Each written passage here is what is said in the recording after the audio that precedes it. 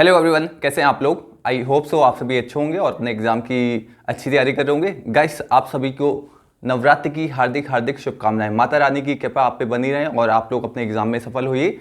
Guys, हम लोग की इंडियन पॉलिटी की सीरीज चल रही थी। इंडियन पॉलिटी की सीरीज में हम लोगों ने पिछले लेक्चर में देखा था कि मंत्रिपरिषद तथा मंत्रिमंडल में क्या डिफरेंस होता है। आज हम लोग देखेंगे कि कैबिनेट मंत्री क्या होते हैं, राज्य मंत्री क्या होते हैं, राज्य मंत्री स्वतंत्र प्रभार क्या होता है, इनमें अंतर क्या होता है। तो आज हम लोग इन पहलुओं पे विस्तार से चर्चा करेंगे। जो विद्यार्थी पहली बार इस चैनल से जुड़े तो उनको बता दें कि हम लोग इस चैनल पे आईएएस और पीसीएस के जितना भी जीएस 2 का सिलेबस है तो पूरा सिलेबस कंप्लीट करेंगे। इसके साथ ही जिनका भी ऑप्शन राजनीति विज्ञान है तो उनका भी पूरा सिलेबस हम लोग Shri Ram IAS PCS channel पे कंप्लीट करेंगे। आप लोग इस चैनल से जुड़ सकते हैं तथा अपनी तैयारी को और अच्छा बना सकते हैं। हम लोग का ये उद्देश्य है कि जो बच्चा गाँव में या जो बच्चा घर में रह के तैयारी करना चाहता है या जो बच्चा दिल्ली में मुखर्जी नगर की लाखों की फीस नहीं दे सकता है तो वो अपने तैयारी के लिए श्री राम आईएएस पीसीएस संस्थान से जुड़ सकता है और अपनी तैयारी को और अच्छा बना सकता है। आज हम लोग देखते हैं कि कैबिनेट मंत्री क्या होता है, राज्य मंत्री क्या होता है और राज्य मंत्री व राज्य मंत्री स्वतंत्र प्रभार में क्या अंतर होता है। तो उसे हम लोग आज विस्तार से देखते हैं। इससे पहले हम लोग थोड़ा रिवीजन कर लेते हैं कि पिछले लेक्चर में हम लोग ने क्या क्या पढ़ा था। तो ये हो गया मंत्रिपरिषद,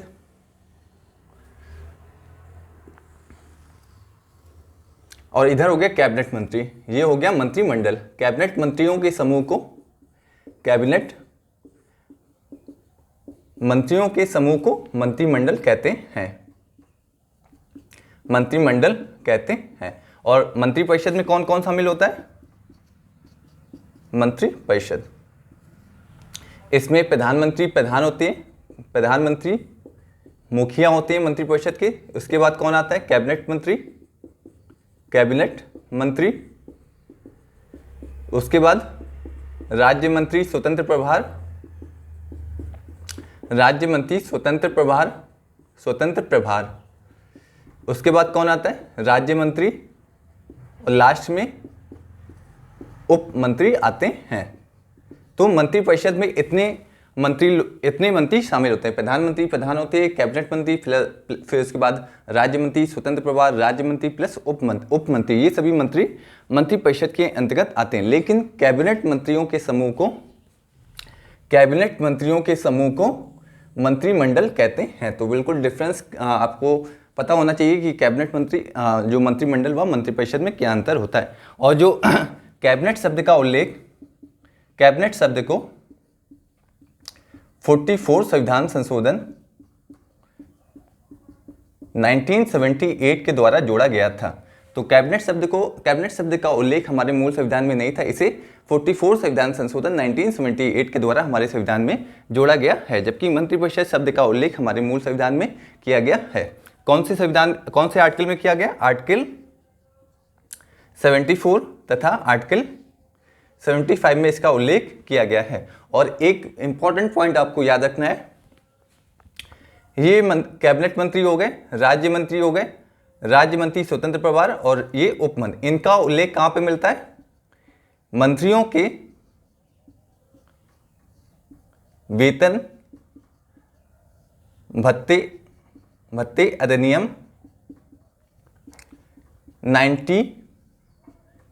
1952 में इसका उल्लेख मिलता है। तो कैबिनेट मंत्री का उल्लेख हमारे मूल संविधान में नहीं है। तो ना तो कैबिनेट शब्द का प्रयोग हमारे मूल संविधान में किया गया है और ना ही कैबिनेट मंत्री का उल्लेख हमारे मूल संविधान में किया गया है। 44 संविधान संशोधन के द्वारा कैबिनेट शब्द को जोड़ा गया है। जबकि कैबिनेट मंत्री का उल्लेख कहां पे मिलता है? मंत्रियों के वेतन भत्ते अधिनियम 1952 में कैबिनेट मंत्री, राज्य मंत्री स्वतंत्र प्रभार व उप मंत्री का उल्लेख कहां पे मिलता है? मंत्रियों के वेतन भत्ते अधिनियम 1952 में मिलता है। तो ये पॉइंट इंपॉर्टेंट है। जिस तरह के क्वेश्चन वर्तमान में यूपीएससी में पूछे जा रहे हैं तो इस तरह से आपके कंसेप्चुअल क्वेश्चन यहां से बना के पूछे जा सकते हैं। तो क्वेश्चन कैसे पूछा जा सकता है उसे देख लेते हैं।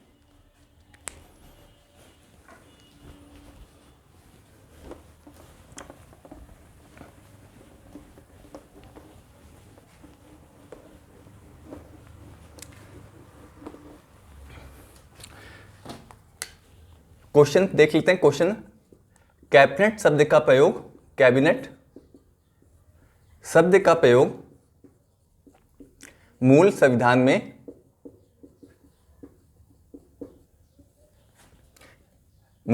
में कैबिनेट शब्द का उल्लेख मूल संविधान में नहीं किया गया है, नहीं किया गया है। तो ये पहला क्वेश्चन स्टेटमेंट हो गया। सेकंड स्टेटमेंट देखते हैं। कैबिनेट मंत्री का उल्लेख, कैबिनेट मंत्री का उल्लेख मूल संविधान में, कैबिनेट मंत्री का उल्लेख मूल संविधान में किया गया है, किया गया है। तो ऑप्शन देखते हैं, A option, B option, C option, D option. केवल फर्स्ट, केवल सेकंड, दोनों या कोई नहीं। इसका आंसर आप लोग गेस करिए क्या होगा। कैबिनेट शब्द का उल्लेख मूल संविधान में नहीं किया गया है। तो पहला स्टेटमेंट आप लोग गेस करिए क्या होगा इसका आंसर।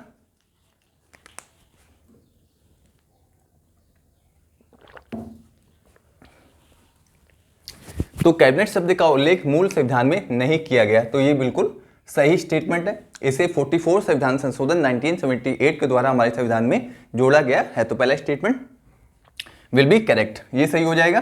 कैबिनेट मंत्री का उल्लेख संविधान में किया गया है, तो ये स्टेटमेंट गलत हो जाएगा।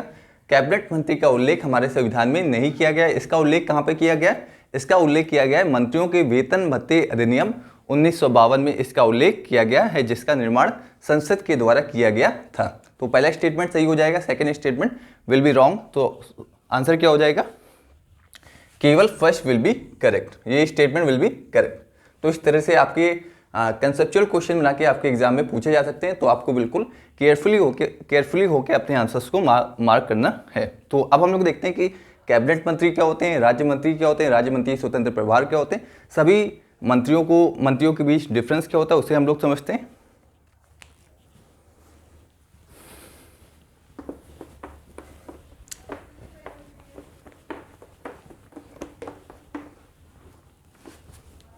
तो देखते हैं कैबिनेट मंत्री क्या होता है। कैबिनेट मंत्री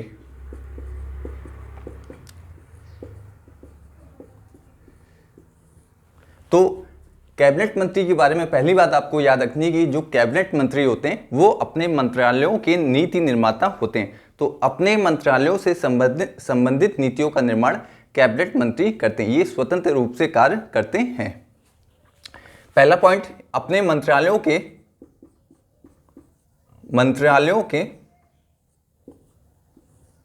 नीति निर्माता होते हैं, नीति निर्माता होते हैं। तो जो कैबिनेट मंत्री होते हैं वो अपने मंत्रालयों से संबंधित नीतियों का निर्माण स्वतंत्र रूप से करते हैं। तो पहला इंपॉर्टेंट पॉइंट। दूसरा, कैबिनेट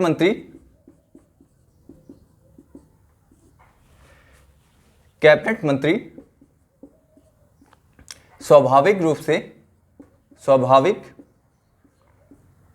से मंत्रिमंडल की कैबिनेट की बैठक में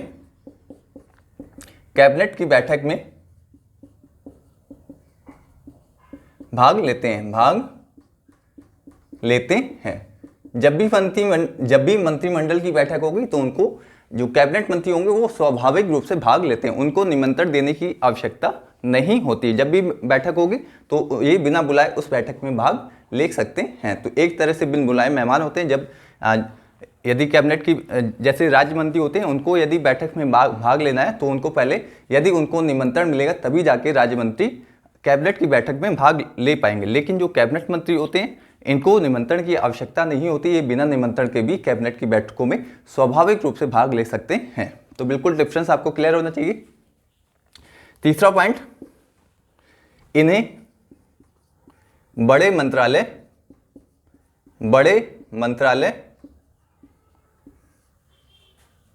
मिलते हैं।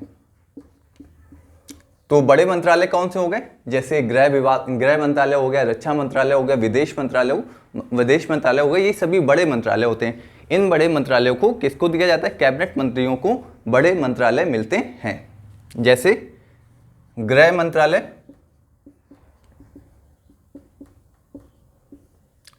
रक्षा मंत्रालय, विदेश मंत्रालय, विदेश। तो गृह मंत्रालय किसे मिला है? अमित शाह को, अमित शाह। और रक्षा मंत्रालय राजनाथ सिंह, और विदेश मंत्रालय, तो विदेश मंत्रालय किसे मिला है? एस जयशंकर को विदेश मंत्रालय मिला है। तो कैबिनेट, जो भी कैबिनेट मंत्री होगा उन्हें बड़े मंत्रालय प्रदान किए जाते हैं।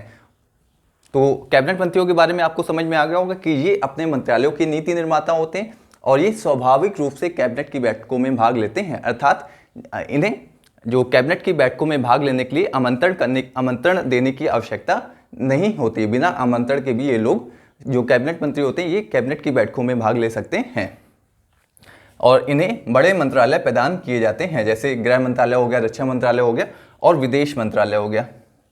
तो ये किसे प्रदान किए जाते हैं? ये कैबिनेट मंत्रियों को बड़े मंत्रालय प्रदान किए जाते हैं। चौथा पॉइंट, ये राजनीतिक रूप से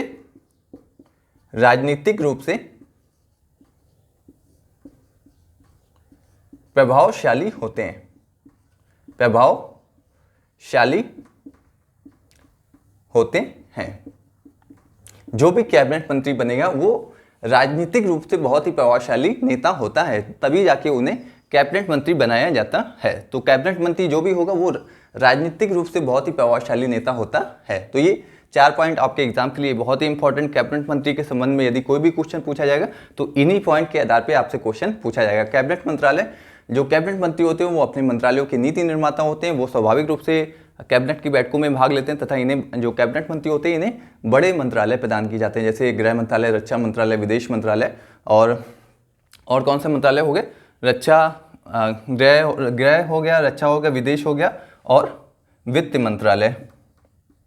वित्त मंत्री कौन है? निर्मला सीतारमण वर्तमान में वित्त मंत्री हैं। तो जो भी कैबिनेट मंत्री होगा उन्हें बड़े मंत्रालय प्रदान किए जाते हैं और ये राजनीतिक रूप से बहुत ही प्रभावशाली नेता होते हैं। तो ये सभी बातें आपको याद रखनी है कैबिनेट मंत्री के संबंध में, तो इसे आप लोग नोट डाउन कर लीजिए।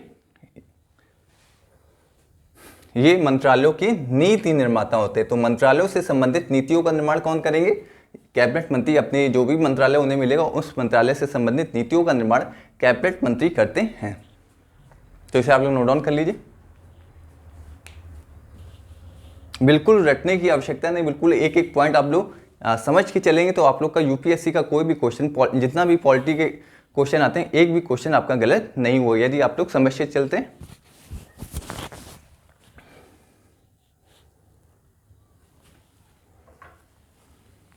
अब हम लोग देखते हैं राज्य मंत्री स्वतंत्र प्रभार। ये आपका हो गया, इसे आप लोग नोट डाउन कर लीजिए।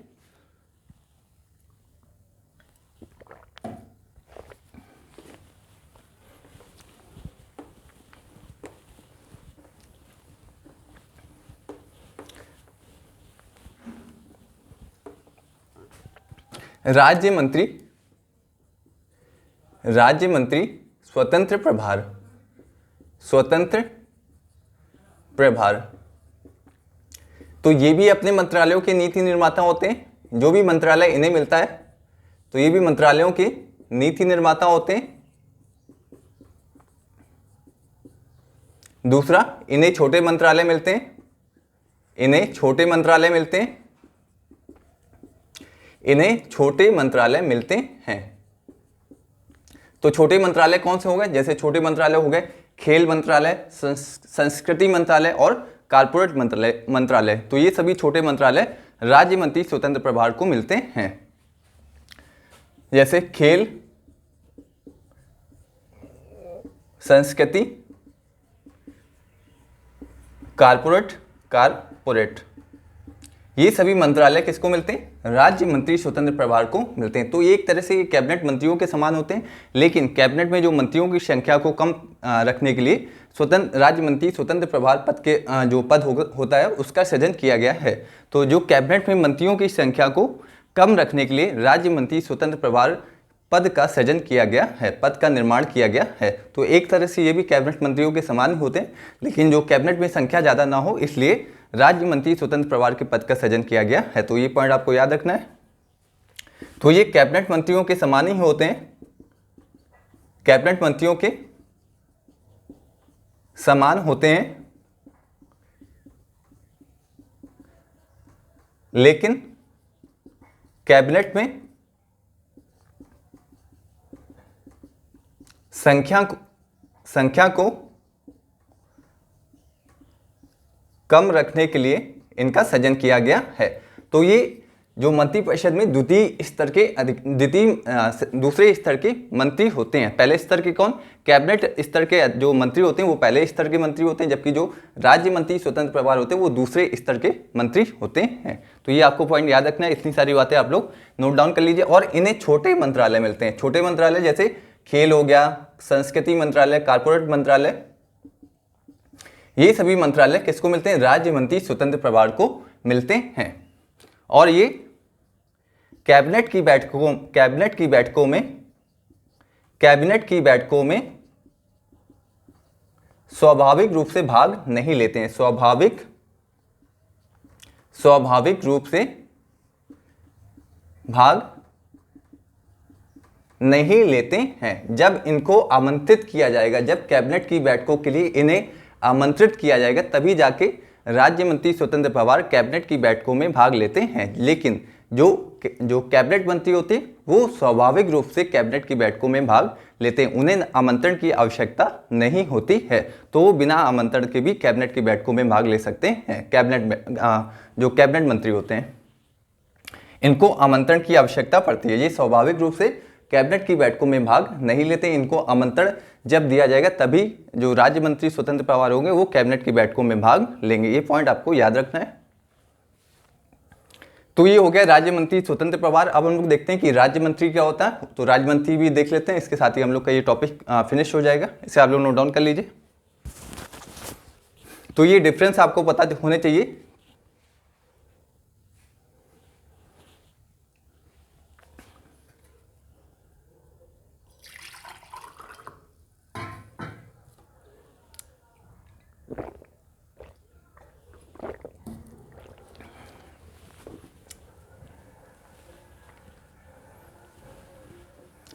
तो अब हम लोग देखते हैं राज्य मंत्री।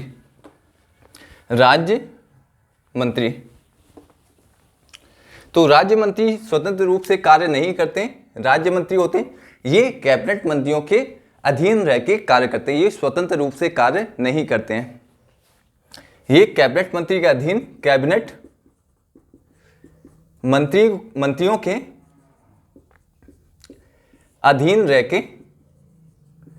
अधीन रहकर कार्य करते हैं। जैसे इन्हें कौन सा कार्य सौंपा जाता है? जो बड़े मंत्रालय होंगे उसमें बहुत सारे विभाग होते हैं, जैसे गृह मंत्रालय हो गया, उसमें बहुत सारे विभाग होते हैं। तो इन्हीं विभागों के कार्य राज्य मंत्रियों को सौंपे जाते हैं। जैसे बड़े मंत्रालयों के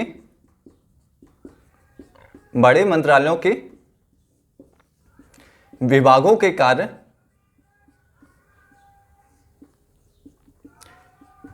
कार्यों को इन्हें सौंपा जाता है। जैसे गृह मंत्रालय हो गया, गृह मंत्रालय। तो गृह मंत्रालय में बहुत सारे विभाग हैं, जैसे सीमा प्रबंध, जम्मू कश्मीर एक विभाग हो गया, एक गृह मंत्रालय विभाग हो गया, गृह मंत्रालय विभाग।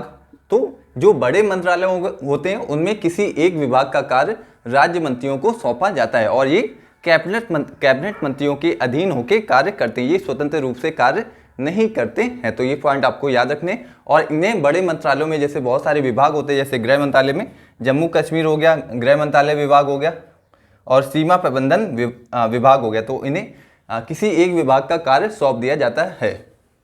तो ये पॉइंट हो गए राज्य मंत्री से संबंधित जितने इंपॉर्टेंट पॉइंट थे वो सभी पॉइंट हम लोग ने देख लिए। और ये स्वाभाविक रूप से कैबिनेट की बैठकों में भाग नहीं लेते। जब आमंत्रण दिया जाएगा तभी जाके ये लोग कैबिनेट की बैठकों में भाग लेते हैं। लेकिन जो कैबिनेट मंत्री होते हैं वो स्वाभाविक रूप से कैबिनेट की बैठकों में भाग लेते हैं, उन्हें आमंत्रण की आवश्यकता नहीं होती है। तो इसे आप लोग नोट डाउन कर लीजिए। ये हो गया राज्य मंत्री। इस तरह से आज हम लोग का जो टॉपिक होगा मंत्रिपरिषद का, उसमें हम लोग का 90% कंप्लीट हो गया, 10% और बाकी, उसे हम लोग नेक्स्ट लेक्चर में कंप्लीट कर लेंगे। जिस तरह से इसके बाद आपका मंत्रिपरिषद वाला टॉपिक कंप्लीट हो जाएगा, प्रधानमंत्री का टॉपिक कंप्लीट हो चुका है। तो फिर हम लोग 2-3 लेक्चर बाद हम लोग संसदीय शासन की शुरुआत करेंगे।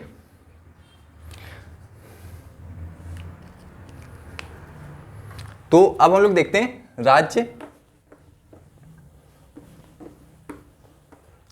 उप मंत्री। तो ये बस कैबिनेट मंत्री के निर्देशन पर काम करते, निर्देश पर कार्य करते हैं।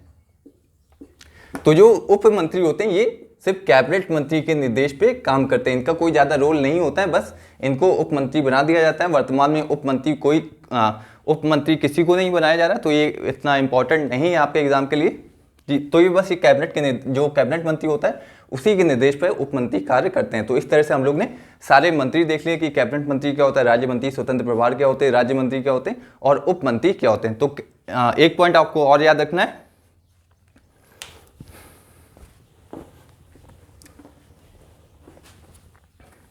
कैबिनेट मंत्री होता है, कैबिनेट मंत्री को सलाह देने के लिए सचिव की नियुक्ति की जाती है। तो आपने देखा होगा कि हर जितने भी कैबिनेट मंत्री होते हैं उनके पास उनको सलाह देने के लिए एक सचिव भी होता है। जैसे गृह मंत्रालय होता है उसमें गृह सचिव भी होता है, जो रक्षा मंत्रालय होता है उसमें एक रक्षा सचिव भी होता है। तो इस तरह से सचिव की नियुक्ति की जाती है। उनके नीचे कौन होता है, एडिशनल सचिव। इसके नीचे कौन होता है, ज्वाइंट सचिव। इसके नीचे कौन होता है, अंडर सचिव। तो कैबिनेट मंत्री को सलाह देने के लिए एक सचिव होता है, सचिव के अंडर सचिव के नीचे कौन अधिकारी होता है, सचिव के नीचे एडिशनल सेक्रेटरी होता है, एडिशनल सेक्रेटरी के नीचे ज्वाइंट सेक्रेटरी होता है, ज्वाइंट सेक्रेटरी के नीचे अंडर सेक्रेटरी होते हैं। तो ये सभी अधिकारी कैबिनेट मंत्री को सलाह देने के लिए होते हैं। तो ये जितने भी अधिकारी हो गए आपके, सचिव हो गए, एडिशनल सचिव हो गए, ज्वाइंट सचिव हो गए, अंडर सचिव हो गए, तो ये सभी अधिकारी मंत्रियों को सलाह देने के लिए होते हैं, मंत्री को सलाह देने के लिए होते हैं।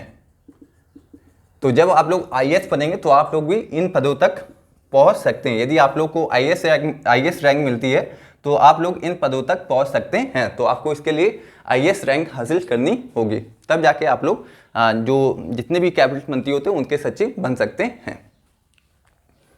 तो ये हो गया हम लोग का सारे मंत्री हम लोग ने कंप्लीट कर लिए। तो इस तरह से जो हम लोग का ये टॉपिक आज का टॉपिक ये हम लोग का कंप्लीट हो गया।